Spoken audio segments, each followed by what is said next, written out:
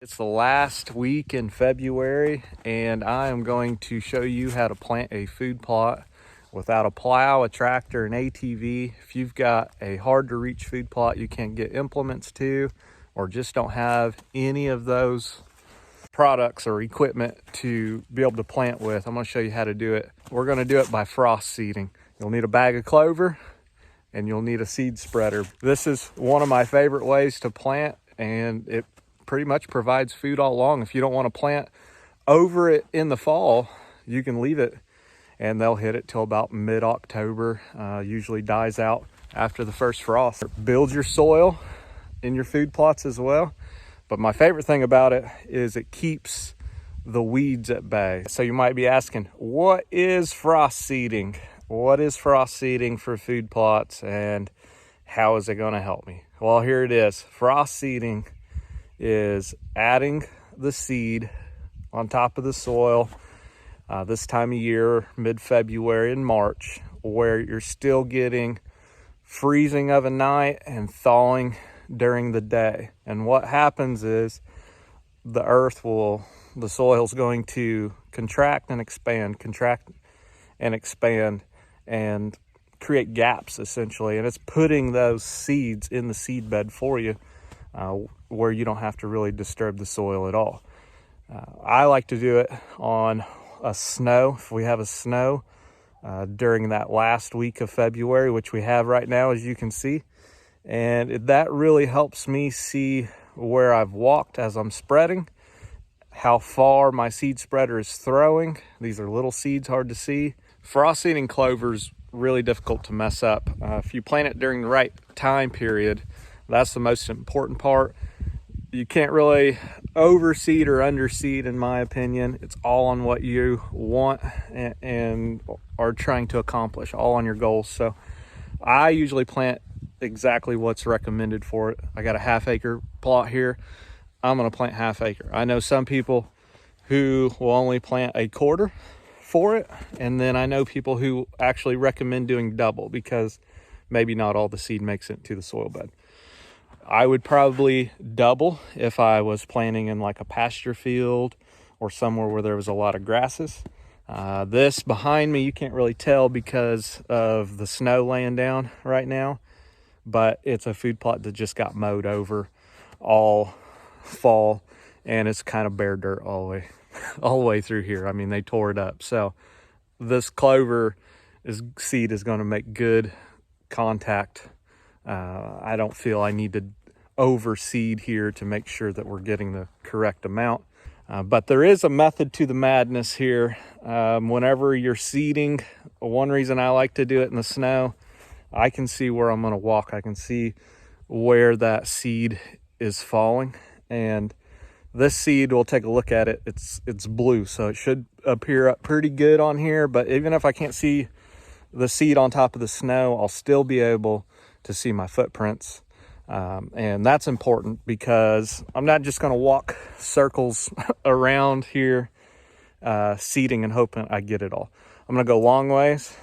I'm going to go east-west, and then I'm going to go north-south and kind of overlap my seeding. I'm going to put my seed spreader at the lowest setting, and if I have some left over at the end, I'll redo what I've already walked until it's all gone. A lot of people open that seed spreader up a little bit too far, and then before you've walked half of it, you've used your half-acre worth of clover, however much you had planned. All right, we're going to get started here. Pretty much just going to pour my clover seed into my spreader and start tracking out how I'm going to walk this, and just enjoy the next 10 minutes of walking around.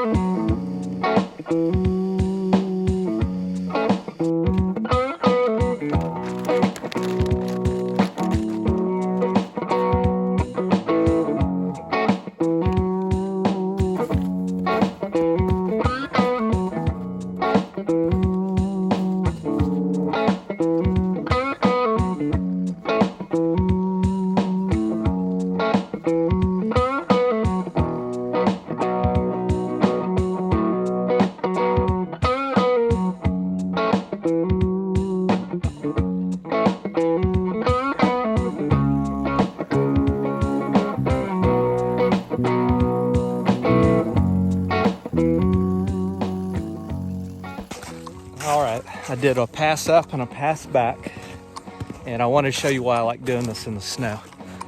You can see my tracks over there, and you can see my tracks coming down through here. But you can also see where that clover seed went. The blue dots on the snow. And that will tell me where my next path to walk east-west will be. We're gonna grid it. So I'm gonna go east-west, and then after I have those passes done, I'm gonna go north-south, the short distance. And that will ensure complete coverage. But I just wanted to show you real quick why when I say I like to do it in the snow, this is the main reason. That clover seed really pops, and when you can see where your seed is, it helps you save it. It helps make sure you have complete coverage out here. So one reason right there why I like to do it in the snow.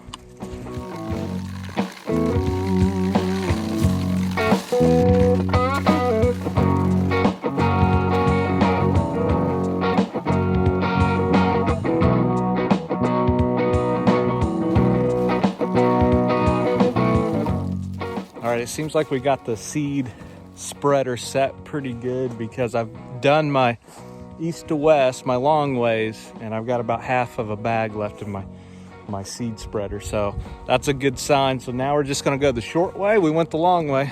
Now we're gonna go the short way and use up the rest of our seed here. We look like we're getting really good coverage. I can see where we've been going really well. And man, this is already getting me excited for this fall.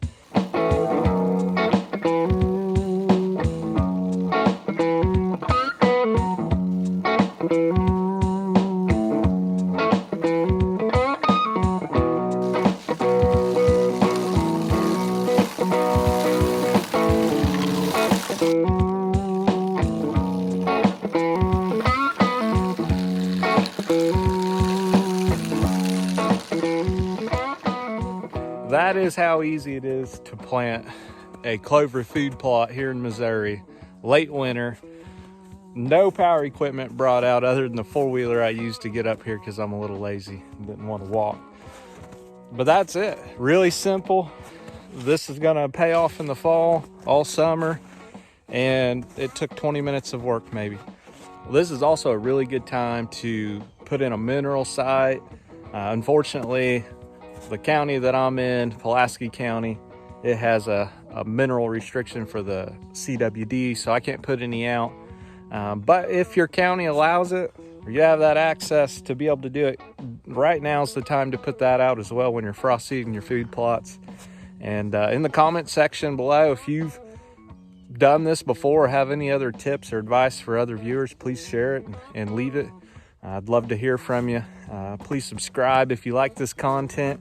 I'm gonna have a lot more of this coming out. But thank you guys for your support. I do appreciate it. Happy hunting, be safe, and God bless.